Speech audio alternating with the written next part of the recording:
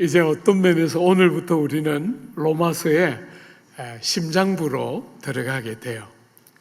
16절과 17절은 대부분의 학자들이 말하기를 로마서의 전체 주제이고 요약과 같은 본문이다.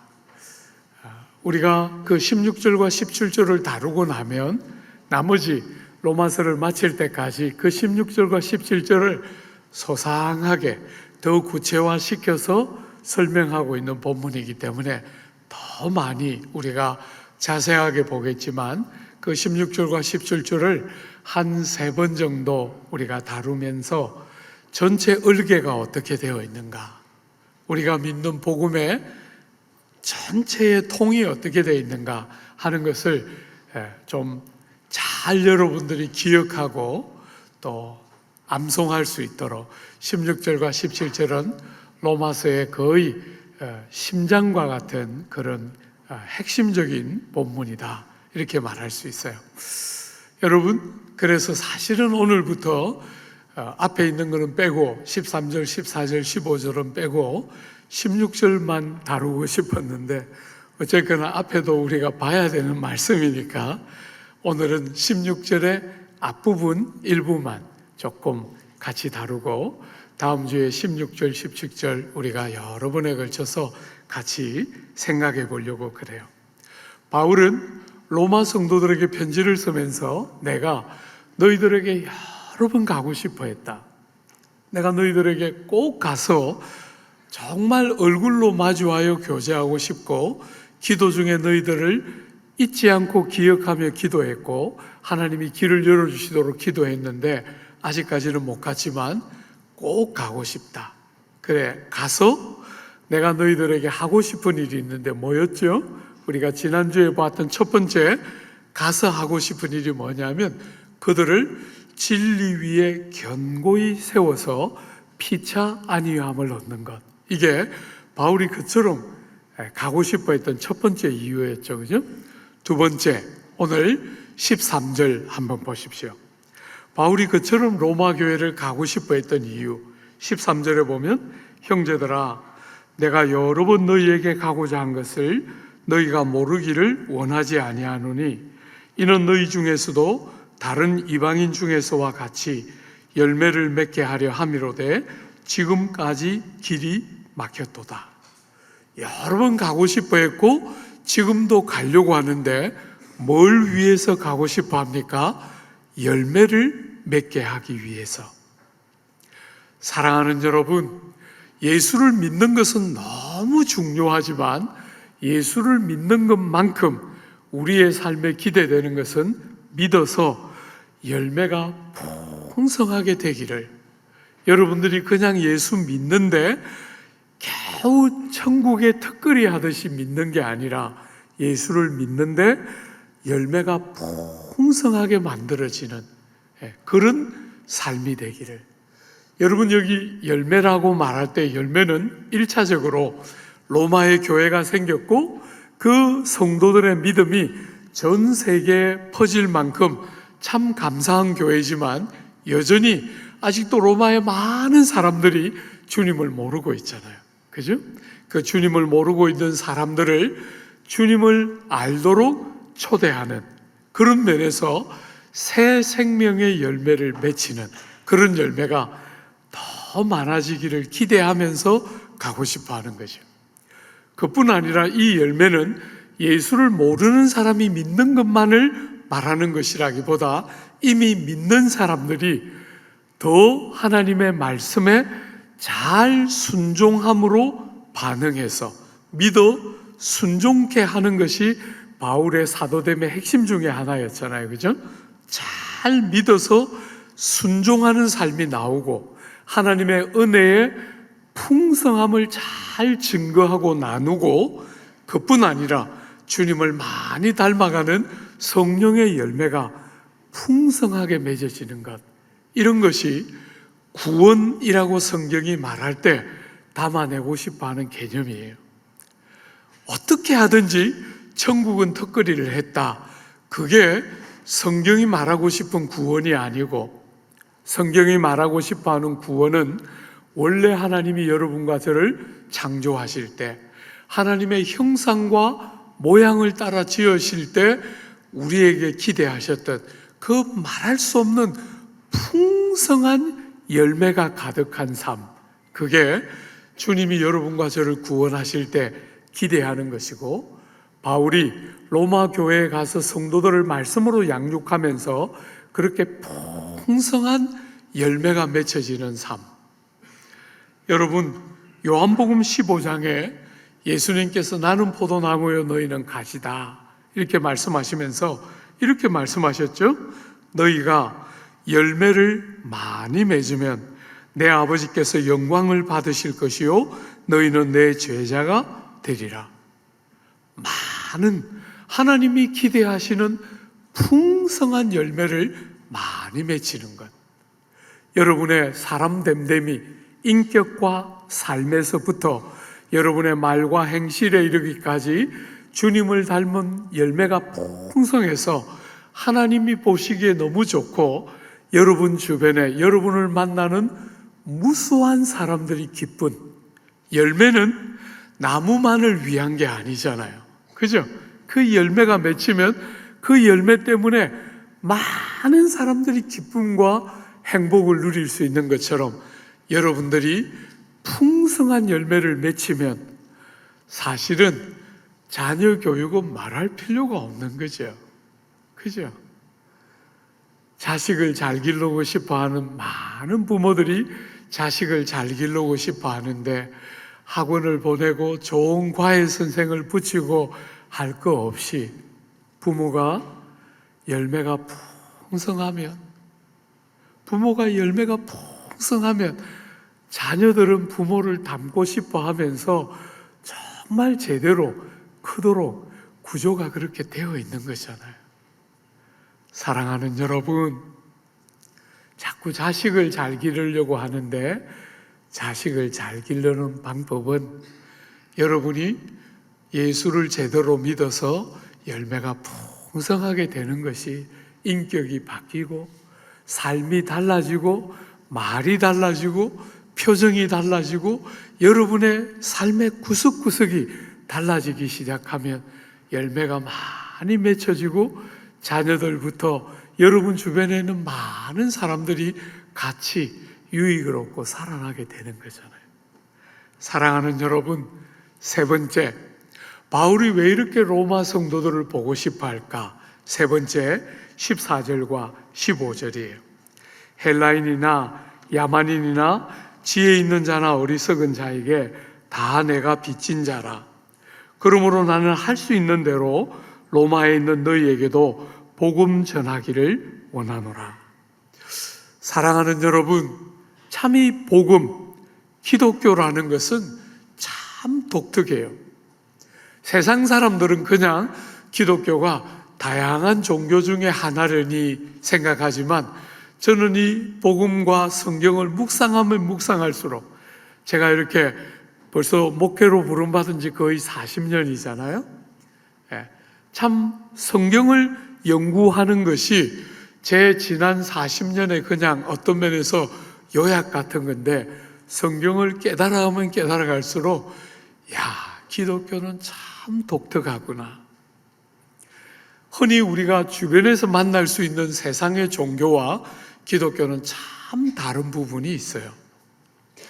여러분, 특별히 기독교가 중요하게 생각하는 사람들이 어떤 대상이냐면, 주님이 말씀하신 것처럼 기독교는 사람들을 찾되 죄인들과 병자를 찾아요.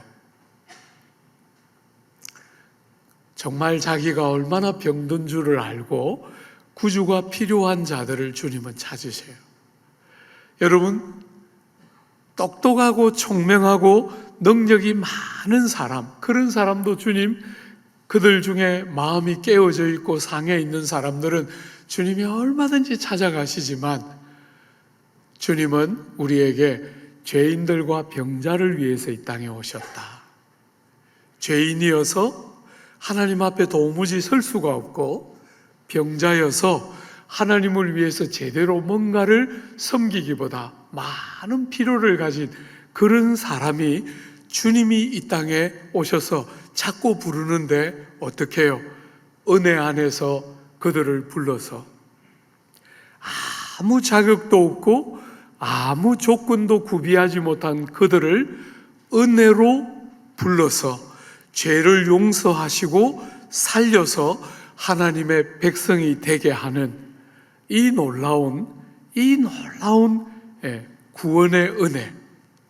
사랑하는 여러분, 이 은혜를 통해서 사람들이 예수를 믿게 되고 성도가 되고 나면 그 안에 어떤 특징이 생기느냐 하면 나는 빚진 사람이다 하는 은혜의 빚진 심령을 가지고 세상을 사는 게 뭔지를 알게 하는 거예요.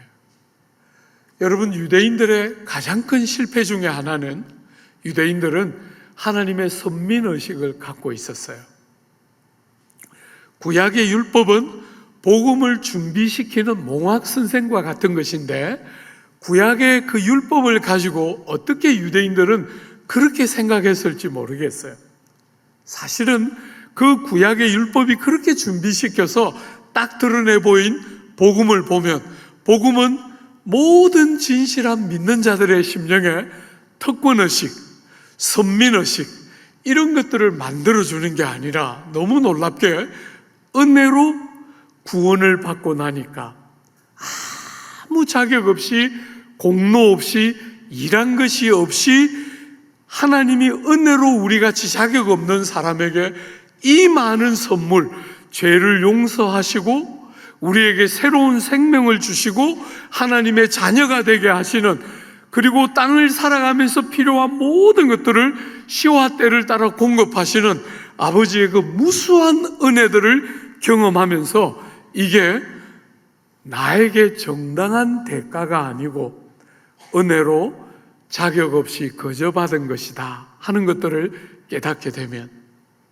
여러분, 그 은혜가 우리의 삶에 딱 임하게 되면 우리의 눈을 이렇게 열면서 우리가 은혜를 필요로 하는 사람들에게 은혜의 빚진 자구나 하는 것을 보게 되는 거예요. 옆에 있는 사람들이 그냥 보이는 것이 아니고 그 사람들이 어떤 학벌을 가지고 어떤 능력을 가지고 어떤 집에 사는가가 관심사가 아니고 그 사람이 어떤 사람이든지 간에 사랑하는 여러분, 이 은혜를 모르는 모든 사람들을 향해서 은혜를 먼저 받은 자로서 은혜의 빚진 자다. 이 은혜가 나에게만 머물러 있지 않고 나를 거쳐서 필요로 하는 사람들에게로 흘러가야 마땅한 것을 내가 먼저 받았구나 하는 것을 깨닫는 데서 오는 은혜의 빚진 심령을 만들어 놓는 거예요. 여러분, 성도들이 참 선한 일을 많이 하고 그런 일을 많이 하면서도 겸손할 수 있는 이유는 은혜의 빚진 심령을 가지고 살기 때문이에요.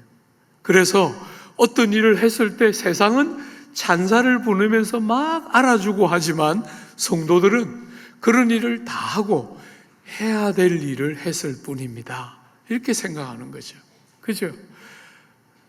은혜를 먼저 받았고 그 나에게 먼저 주신 은혜를 먼저 받은 자로서 나누고 흘려서 그들을 섬기고 그들도 은혜 안으로 들어오도록 하는 그 일에 나는 빚진 사람이다 하는 생각을 가지고 세상을 살기 때문에 많은 일을 해도 말할 필요가 없고 드러내서 자랑할 필요가 없고 사람들이 혹 알아주면 죄송하고 당연히 해야 될 일을 했을 뿐이다. 이렇게 생각하는 것이 성도들이 세상을 살아가는 자세라는 거예요.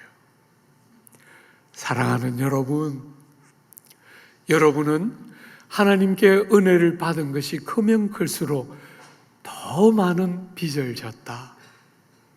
내가 이 하나님의 은혜를 어떻게 갚아야 합당할까 하는 빚진 심령을 가지고 깨어지고 겸손한 마음을 가지고 이웃들의 필요를 바라보고 그들을 섬기고 그들에게로 하나님이 먼저 여러분과 저에게 주신 것이 흘러가도록 빚진 심령을 가지고 사람들을 바라보아야 그게 제대로 성도처럼 세상을 사는 자세다, 이렇게 말할 수 있겠죠. 사랑하는 여러분, 조금 더 하고 싶지만 지나가야 될 것 같아요. 예. 주님께서 마가복음에 보면 12제자들을 흩어보내시면서 가면서 전파하여 말하되 천국이 가까이 왔다 하고 병든 자를 고치며 죽은 자를 살리며 나병 환자를 깨끗하게 하며 귀신들을 내어 쫓되 너희가 거저 받았으니 거저 주라. 너희가 거저 받았으니 거저 주라. 사랑하는 여러분, 은혜의 빚진 마음을 가지고 거저 받은 것을 거저 나누면서 여러분과 제가 이 시대를 살아내고 여러분의 삶이 그렇게 사라질 때 많은 열매가 맺혀지게 되는 것이죠. 오늘 우리가 다룰 16절과 17절의 첫 번째 부분 한번 같이 볼까요? 여러분, 이 16절은 왜냐하면 이란 접속사로 시작하고 있어요. 말하자면 앞에 내가 왜 로마에 가서 너희들에게 그렇게 복음을 전하고 싶은가 하면, 그죠?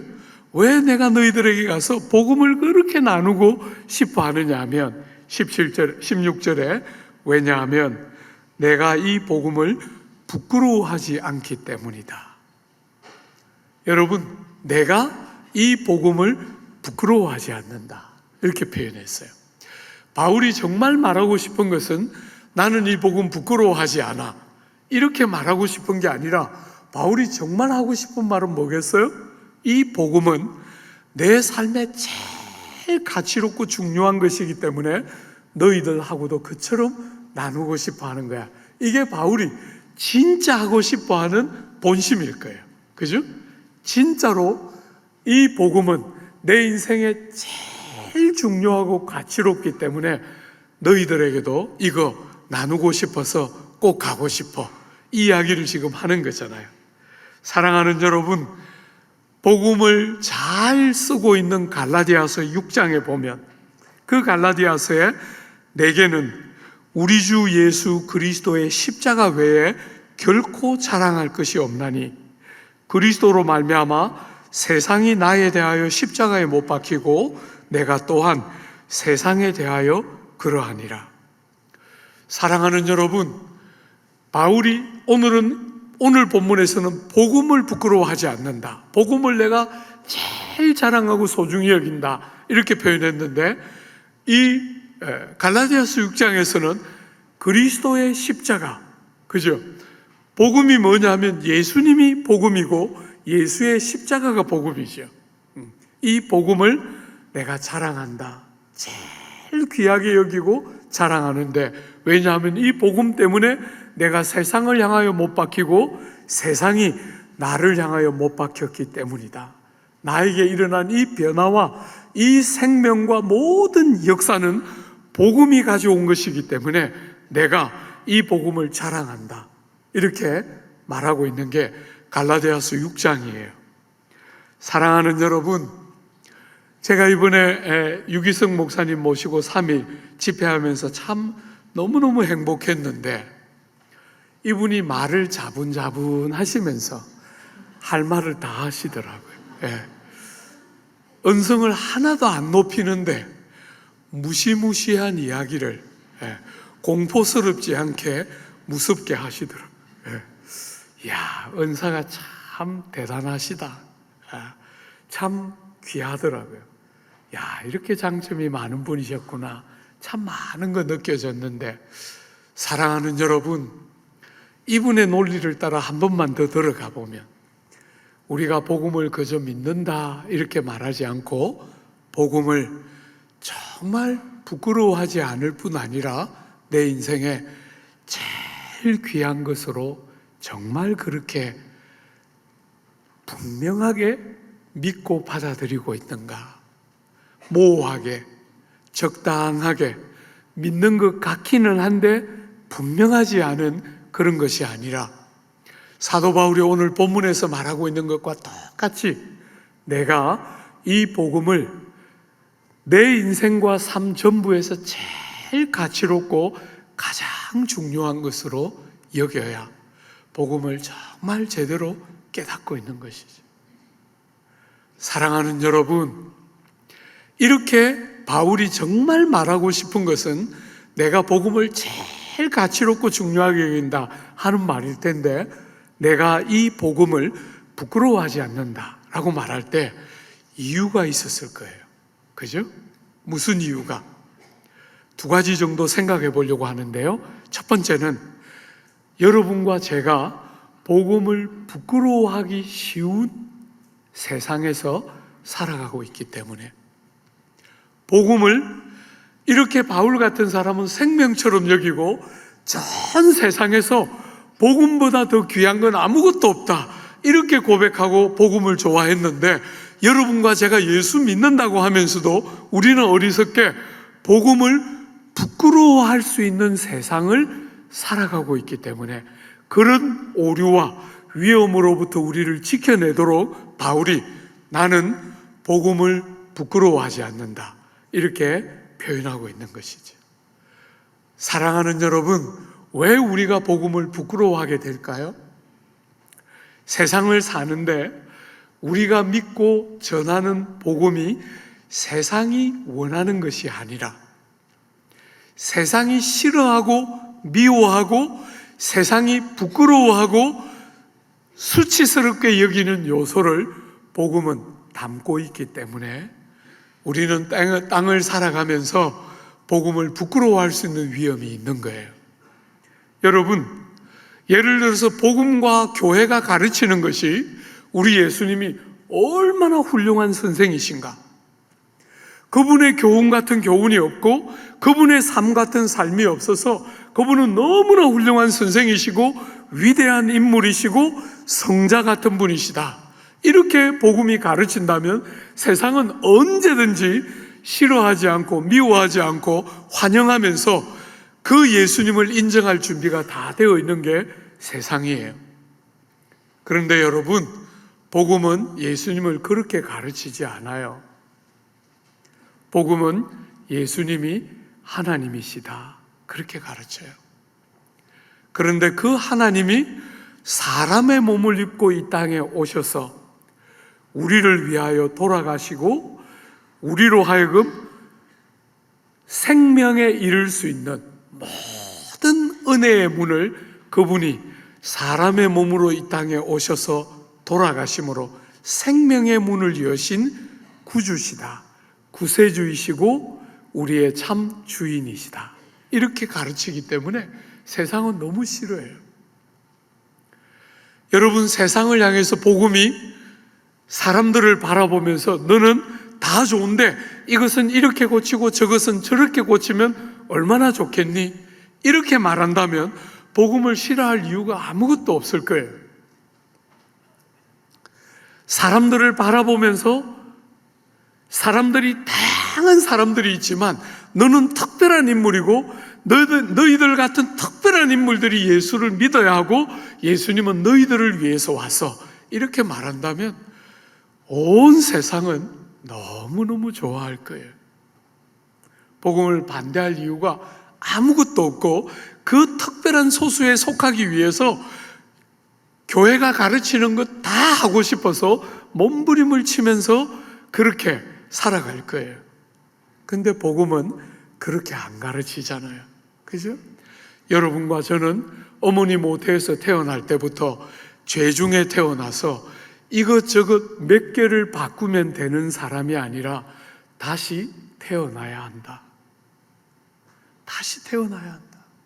여러분의 문제는 나쁜 성격, 죄송합니다 여러분, 나쁜 성격, 타고난 여러분의 별난 취미, 여러분의 가정에 이런저런 불행, 그런 것이라고 성경은 말하지 않아요.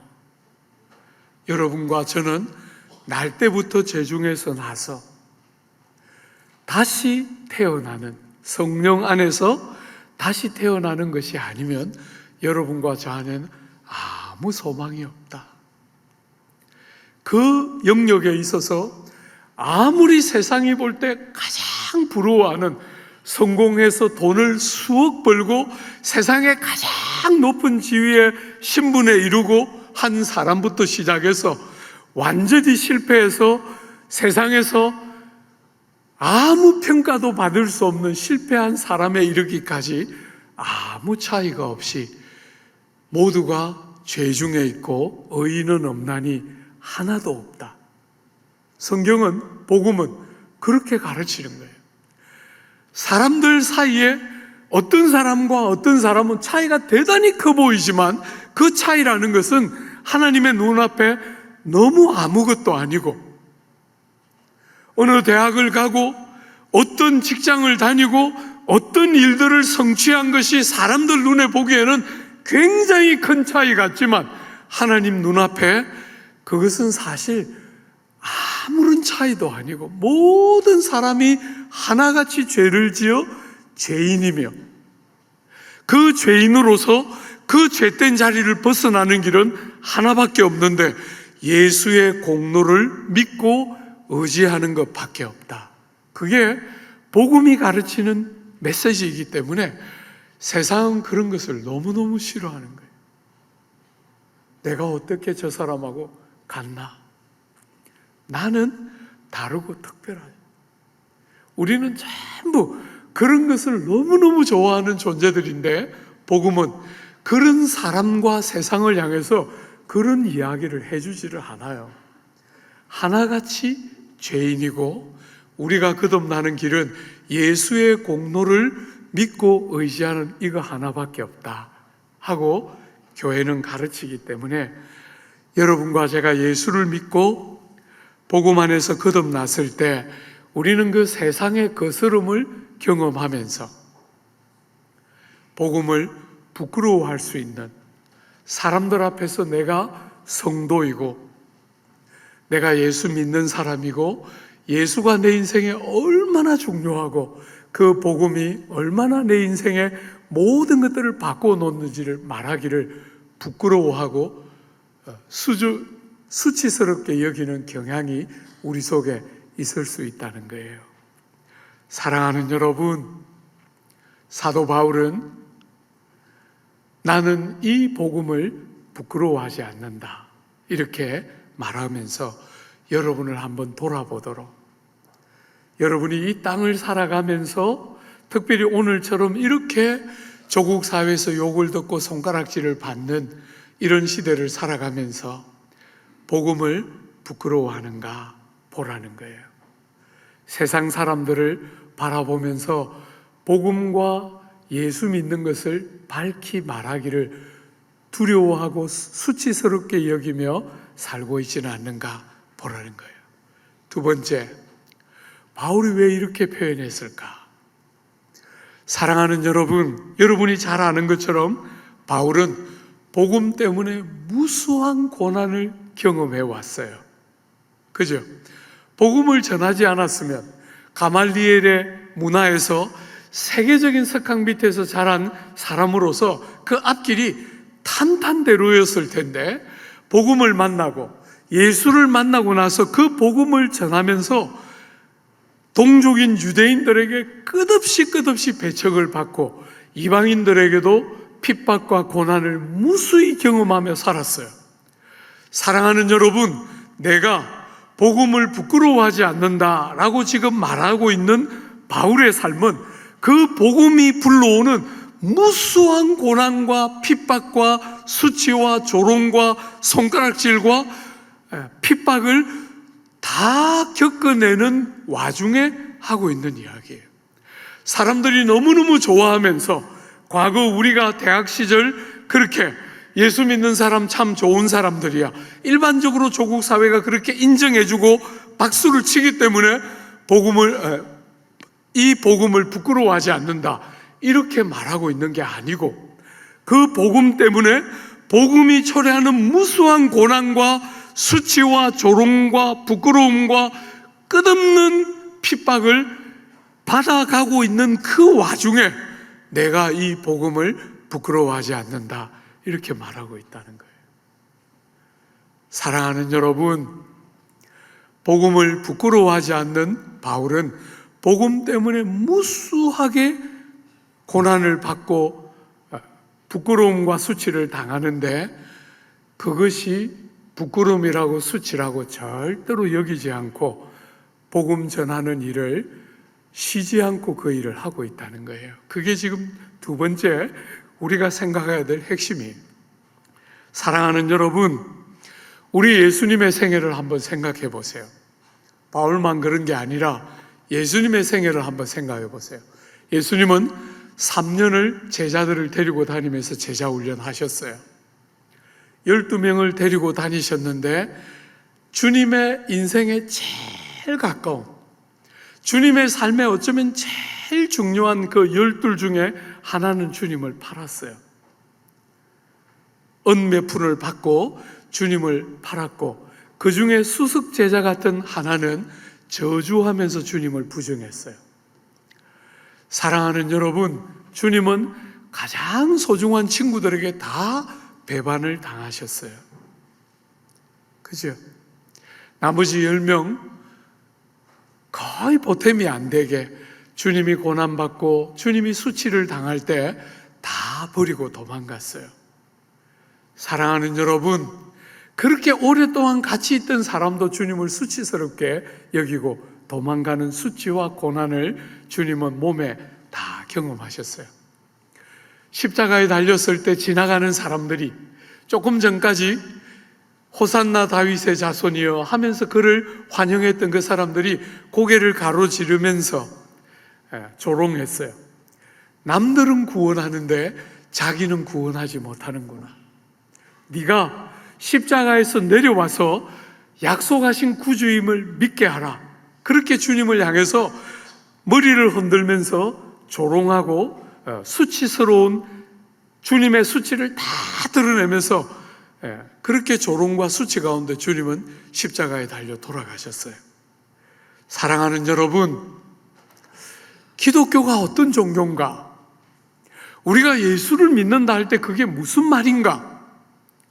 고난을 보신 그 주님이 수치와 조롱을 다 당하셨는데, 오늘 히브리서는 그 본문을 어떻게 해석하느냐 하면, 히브리서 12장에 보면 주님의 그 고난을 이렇게 설명하고 있어요. 그 앞에 있는 기쁨을 위하여 십자가를 참으사 부끄러움을 개의치 아니하시더니 하나님 보좌 우편에 앉으셨느니라. 여러분, 주님이 그 수치와 부끄러움을 개의치 않았다는 거예요. 왜? 앞에 있는 기쁨 때문에. 수치와 부끄러움이 수치가 아니거나 부끄러움이 아닌 것이 아니라 정말 수치요 부끄러움인데, 그걸 다 감당하고 개의치 않고 마음을 빼앗기지 않고 그 수치와 부끄러움을 다 받아낼 수 있었던 것은 앞에 있는 기쁨을 위해서였다는 거예요. 여러분, 앞에 있는 기쁨이 뭡니까? 주님이 그렇게 십자가를 지시고 모진 고난과 수치와 부끄러움을 다 감당하시면 그 앞에 어떤 기쁨이 있습니까?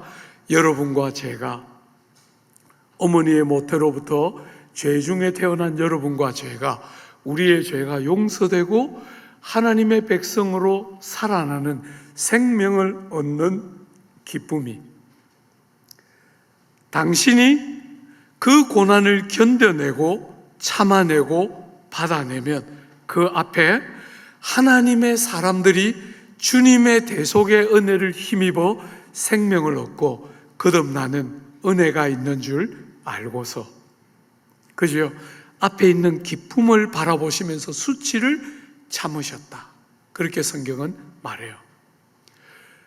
주 안에 사랑하는 여러분, 비록 정죄를 받아서 하나님을 못 오겠다, 하나님을 못 오겠다는 정죄를 받아서 죽게 되지만 잠시 후에 아버지 하나님께서 그 아들이 얼마나 의로우신 분이신가를 공적으로 나타내실 때가 밝히 올 줄 믿었기 때문에, 부활과 함께, 그죠? 부활과 함께 세상이 죄 있다 하신 그분을 죄 없다 주님이 선언하시는 거지 않습니까? 아버지가 그 앞에 고난이 지금 현실이지만 그 고난을 지나면 그 앞에 아버지가 세상이 다 죄 있다 하셨지만 죄 없다 하실 것을 바라보면서 기뻐하셨다는 거예요. 눈앞에 있는 기쁨을 인하여 견디셨다는 거예요. 그죠? 사랑하는 여러분, 그렇게 돌아가실 것이지만 사망 권세를 깨뜨리고 다시 일어나서 아버지 보좌 곁에 있는 영광을 틀림없이 얻게 될 줄 알고 앞에 있는 기쁨을 인하여 그 수치와 부끄러움을 견디고 이겨내셨다는 거예요. 오늘 사랑하는 여러분, 어떤 면에서 주님만 그렇게 하신 게 아니라 오늘 바울도 동일해요. 바울은 너무나 많은 고난과 핍박과 수치와 부끄러움을 다 한 몸으로 겪고 있었지만 앞에 있는 기쁨, 그게 뭡니까? 16절 한 번만 더 보십시오. 내가 복음을 부끄러워하지 아니하노니 왜냐하면 이 복음은 모든 믿는 자에게 구원을 주시는 하나님의 능력이 됨이라.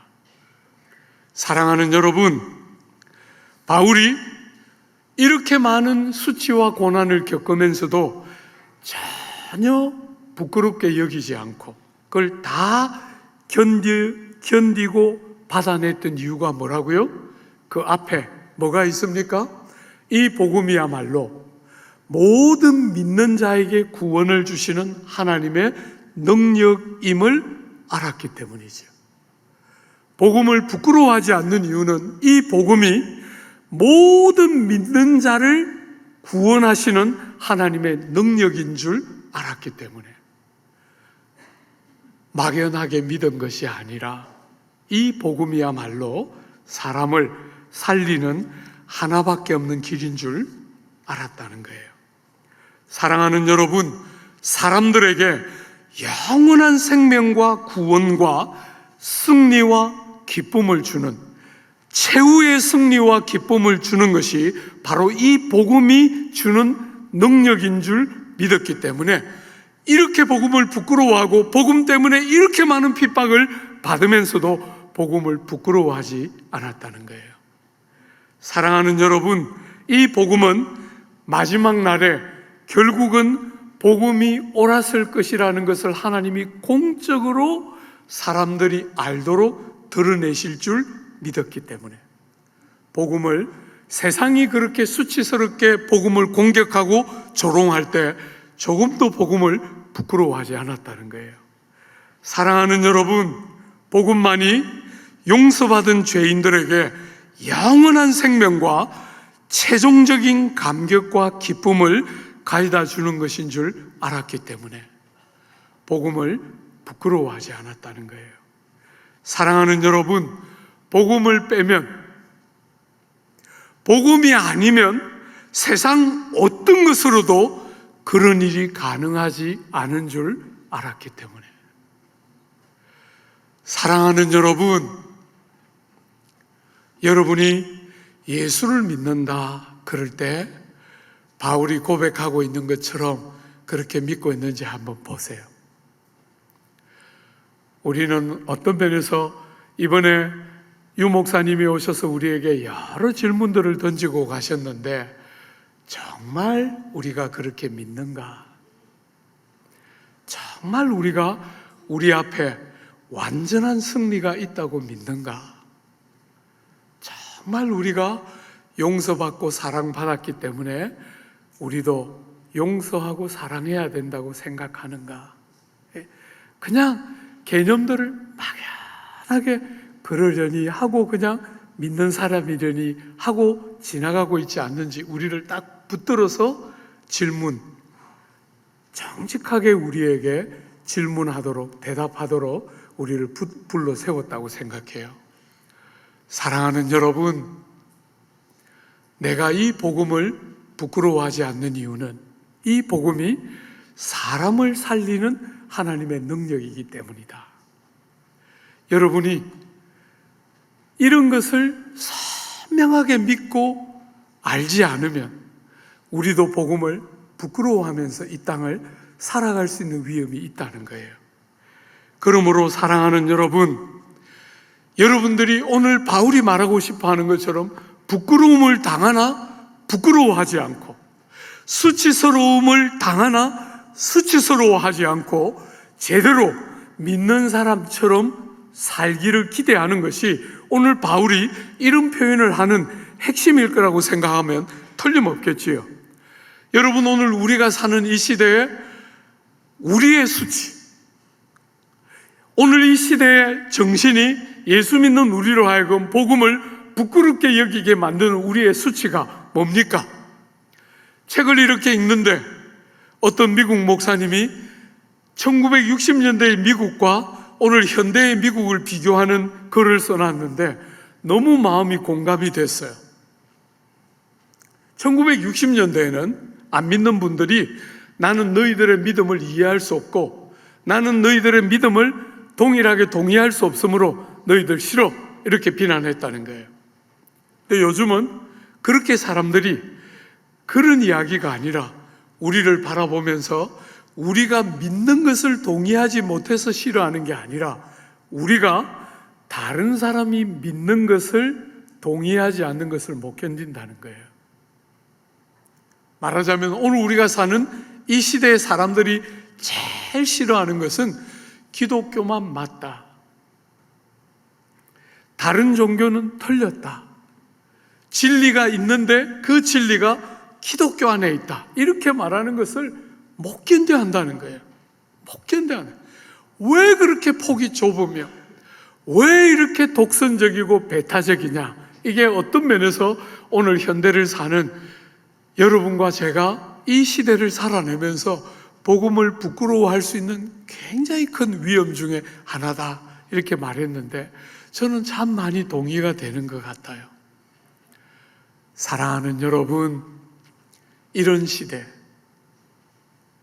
바울이 살던 시대에 그렇게 조롱받고 부끄러워하고 수치스럽게 여겼던 그 시대에 수치를 당하면서도 수치라고 여기지 않고 견뎌냈던 것처럼 여러분과 제가 이 시대의 정신을 따라 복음 안에만 길이 있다, 이렇게 말할 때 왜 그렇게 너희들은 독선적이고 왜 그렇게 너희들은 배타적이고 왜 너희들은 그렇게 좁으냐, 그렇게 말 듣는 것을 두려워하면서 복음을 흐리지 않고, 사랑하는 여러분, 주님이 먼저 그 길을 가셨고 바울이 그 뒤를 이었고 무수한 믿음의 사람들이 그렇게 살았던 것과 똑같이 절대로 그분들하고 싸울 일은 아무것도 없지요, 그죠?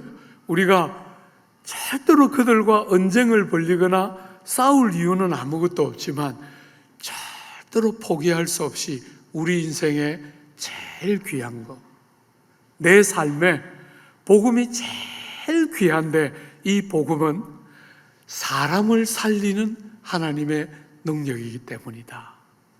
그 고백과 그 신뢰를 딱 붙들고 그저 세상이 말하는 시대의 정신을 따라 뭘 믿든지 언젠가 같은 곳에서 만난다고 생각하고 사는 게 아니고, 사랑하는 여러분, 어떤 길로 가도 결국은 같은 길이라고 다들 그렇게 말하기를 좋아하는 이 시대에 예수님의 복음 안에 사람 살리는 하나님의 능력이 예수님의 복음 안에만 있기 때문에 천하 인간의 구원의 일을 다른 이름을 주신 적이 없기 때문에 예수님만이 아버지께로 나아가는 하나밖에 없는 길이기 때문에 사랑하는 여러분, 절대로 복음을 부끄러워하지 않고 이 귀한 복음으로 은혜를 필요로 하는 사람들에게 생명을 건지는 것이 우리가 이 땅을 사는 최고의 사랑이며 섬김인 줄 알고 복음의 빛깔과 내용들을 절대로 약화시키지 않고 딱 복음을 바울이 말하는 것처럼 부끄러워하지 않으며 복음을 나누고 사랑을 흘려보내고 복음이 가르치는 진리를 가지고 사람을 섬기는 복되고 귀한 삶, 여러분 모두의 삶에 풍성하게 역사하고 임하게 되기를 기대하고 축복합니다.